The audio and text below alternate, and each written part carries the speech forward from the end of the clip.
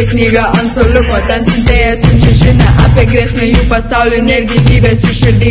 Atsisėdęs pagalvoju, kokius trukus jų sielos, kur gyven, kai nežinai, kaip mylėti ar supykti. Pacanėlis tas siuntėjas eiti prieš sistemą bando būt kaip mes visi, o ką mes darom, zyzėm dėl dalyko jam svarbiausio.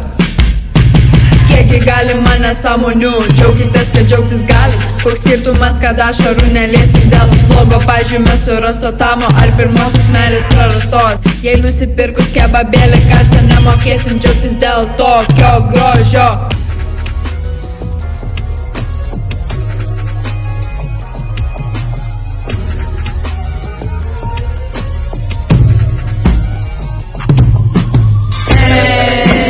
Būk kaip pacanėlis, pažiūrėk kaip jis gyvena be linksmybių, įdomybių ir šunybių. Geriau jau su ištikimąja šaika pabandyt pažaisti tėvų katybę ir mėgautis savąją mums jaunystę.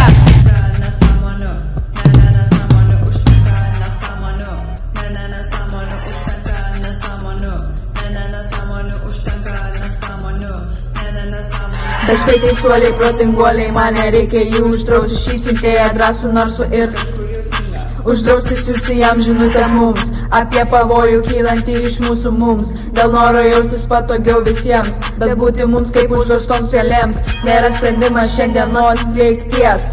Ar nori sužinoti?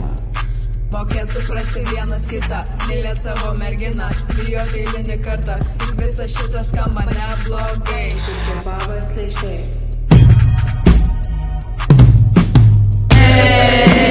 Būk kaip pacanėlis, pažiūrėk kaip jis gyvena be linksmybių, įdomybių ir šunybių. Geriau jau su ištikimąja šaika pabandyt pažaisti tėvų katybę ir mėgautis savąją mums jaunystę.